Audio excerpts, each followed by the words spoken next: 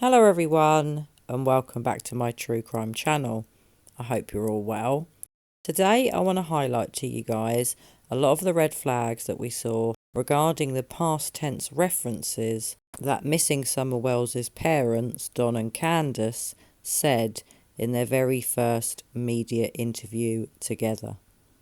So over recent days I've been watching back as many of the interviews that both Don and Candus Wells have given since June the 15th, when their 5-year-old daughter Summer Wells disappeared. And there were a lot of red flags when I first watched these interviews. The more I watch them, the more red flags I see, and I want to highlight them to you guys in this video. A lot of the past tense references are just not normal. They're definitely abnormal, and I think we ought to look at them all again. She was a tomboy. I shaved my head. She wanted to have her head shaved like me and the boys did. She loves to dance. She would always want me. She says, "Daddy, hold my hand so I can twirl." And she would just like to twirl and twirl and twirl till my arm got tired. And I put out there that one of Summer's favorite songs was Godzilla, and they say, and they're jumping all over me about past tense was, well, I'm sorry about that. I've only shown you a small selection here to start with, and there is more to come, but so far we're getting she was a tomboy, not she is, she was. She loved to dance, not she loves dancing. All past tense, all very weird. And then what Summer's favourite song was, not what Summer's favourite song is. The fact that Don is aware that he's slipping up and constantly referring to his daughter in the past tense, and then he decides to apologise for it. I've always found this very odd. Looking back at it all and making a video of all of the little clips of them doing it in this first interview just shows me again how alarming it was. This is a theme that continues on. I'm going to show you some more clips, give you my views on them throughout, and then give you my further analysis at the end of the video. She also liked the song by New Breed. It was called House, My House. She sung that a lot of times when I play it on the TV. She loved to dance. She liked to think of herself as a princess, and all that, like all young girls do. And, she loved Frozen. She loved to be that Elsa. So note here that Candus says that Summer loved a song by New Breed. So then we hear from Candus how Summer loved to dance, not that she loves dancing. So Don then says how Summer thought of herself as a princess, not that Summer thinks of herself as a princess, or Summer thought of herself as a princess. It should be Summer thinks of herself as a princess. So that's not good, yet again. And then we hear from Candus how Summer loved the film Frozen, not that she loves the film Frozen. So Candus follows that up with, she loved to be that Elsa, presumably her favourite character in the film, Elsa. Not that she loves to be Elsa, or she loves to be that Elsa, she loved to be that Elsa. More use of the past tense, guys. No surprise. Yet more red flags, yet more past tense references from Summer Wells's parents.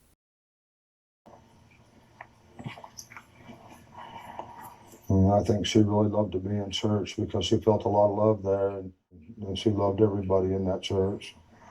Or she loves everybody in that church. I should rephrase that because they'll tear that apart as past tense, and I apologize again for that. So Don said there that he thinks that Summer loved to be in church.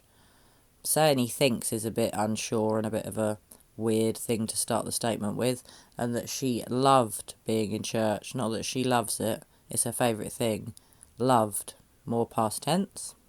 So Don follows that up with because she felt a lot of love there, not because she feels a lot of love when she goes there, or just that she feels a lot of love. She felt a lot of love. Another past tense reference. Wow. So then we get from Don that she loved everybody in that church, not she loves everybody in that church. The past tense references just continue, and it just gets worse. Our best friend in that church was Robin. She loved her to death. She looked up to When women that were... she come to that church, she went looking for Robin. That was her favorite person. Any woman that was professional, that was pretty, yeah, beautiful. she looked up to those kind of women. So here we get from Candus that her best friend in that church was Robin. Not her best friend in the church is Robin, no, was. And then Candus follows that up with, and she loved her to death. Not she loves her to death. Very weird. Using the term death in that way didn't sit well with me the first time I heard it. I know it is a term of phrase and a lot of people say it, but the fact that it was said with the past tense as well really is a huge red flag to me. Candus then says she comes to that church, she went looking for Robin. Not when she goes to the church, she always goes and looks for Robin, or when she comes to the church, she goes and looks for Robin. It's went and looked for Robin. More past tense, yet more red flags. Candus then follows that up with, that was her favourite person regarding Robin at the church. Not Robin is Summer's favourite person, or that is her favourite person. That was. Really troubling this is, guys. So at the end part of this bit, both of the parents, Don and Candus, are both saying, speaking over each other and saying how Summer looked up to professional women, beautiful women, and Don ends it by saying she always looked up to those kind of women. Looked up, not she looks up, looked up. Yet more red flags. There are so many past tense references in this one interview, guys. It's absolutely ridiculous. She give them a run for their money every day. Don't do that. Summer was the boss of the family. She typical girl. When they get out of line, she'd put them in line. So here, Don says she'd give them a run for their money every day. Not that she gives them a run for their money every day. She'd give them a run for their money every day. Yet more past tense references, guys. Truly shocking. So then from Candus we get that Summer was the boss of the family. Not Summer is the boss of the family, or Summer's the boss of our family. Summer was the boss of the family. And if they got out of line, she'd put them in line. Not if they get out of line, she puts them in line. All past tense, never present tense. Do they know that their daughter is dead? This really is very disturbing. She loved to play in the mud and the water and swing on her swing and enjoy dirt. When I run the lawnmower around, she would run behind me. When the boys run their bikes around, she, as fast as that little bike could go, she would be behind them running and keeping up with them, no problem. Interestingly, here we get from Candus, she loved to play in the mud and the water and swing on her swing and enjoy dirt. So there starts to become quite a theme about Summer playing outside. And no, as always, it's she loved to play in the mud, not she loves to play in the mud. She loves to go in the water. She loves to go on a swing. It's she loved, always past tense, just not good. And then we get from Don, when I run the lawnmower around, she would run behind me. When the boys run their bikes around, she's as fast as that little bike could go. She would be behind them, running, and then he says something like flipping, I believe, keeping up with them no problem. But when he goes to say the word flipping, I do wonder, and it's just my opinion, guys, but I think he might be about to swear with a swear word beginning with F, and he quickly changes it to flipping. Let me know your thoughts on that one. I could be wrong, but I'm not certain that he meant to say the word flipping. I think he intended on saying a swear word and changed it to flipping. Just my opinion on that one. So going back to Don's statement about running the lawnmower around, she would run behind me. Not Summer loves running behind me when I run the lawnmower around the garden. It was she would run behind me, not she does run behind me. Past tense again. And then you've got the bit about when the boys run their bikes around, she's as fast as that little bike would go. She would be behind them, not she's always behind them running. Or, she is behind them running, she would be. So, more past tense, yet more red flags for Don and Candus. To run. She just loved to run. And she could pull herself up on that swing, her full body weight with her two hands. And she could do that. None of the other boys can do that, but she can. School yet? No, she's going this year. This was supposed to be her first year. She's going, because she loved to be outside. We was always coming up. She had to be outside. She was an outdoor person. She loved to be outside. And I just love nature. So interestingly, here we get from Don, she just loved to run. Not Summer loves running, Summer loves to run. She just loved to run. More past tense, guys. What's new? Then from Don we get she could pull herself up on that swing, her full body weight with her two hands, and she could do that. None of the other boys can do that, but she can. Interestingly, just going back to that last bit, he refers to Summer's brothers as none of the other boys can do that, but she can. Putting an emphasis on, but she can, making us think that Summer's quite a strong little girl. Why not refer to the other boys as Summer's brothers? That's quite a red flag and a bit weird. Going back to the bit after she just loved to run, she could pull herself up on that swing, not she can. Her full body weight with her two hands, and she could do that, not she can. Why is there so much past tense from these parents? The red flags are always flying for Don and Candus. It's abnormal, it's quite concerning, and in fact, it's extremely worrying. So Don and Candus are then asked by the interviewer, is she at school yet? Don replies, no, she going this year. Candus says, no, this was supposed to be her first year in kindergarten. So no, this is going to be her first year in kindergarten, not supposed to be. Supposed to be is quite worrying. Makes me definitely think these parents know that harm has come to their daughter in some way, and it's really, really not good to hear. So the next bit from Don is extremely concerning in my opinion. He then says, because she loved, and he changes from present tense back into past tense. What the hell is going on here? Why on earth would he do that? Why would he say that she loves, because she loves, and then go, she loved? Surely it makes no sense. He's corrected himself using the past tense throughout this interview. He then uses the present tense and corrects himself to use the past tense. Huge red flag, guys. Massive red flag. I really do believe these parents know that their daughter potentially is no longer alive. So the end of that part from Don is because she loved to be outside. So really weird that he goes from present tense back to past tense. I find that extremely concerning. I really don't think it's a good thing for him to be saying. It's really, really rather worrying. So this next bit from Don is extremely interesting. He says, we was always coming out. He then stops mid-sentence as if he was going to say something else and didn't. So in my opinion, he's either hiding time there or hiding the truth. There's definitely some deception going on there.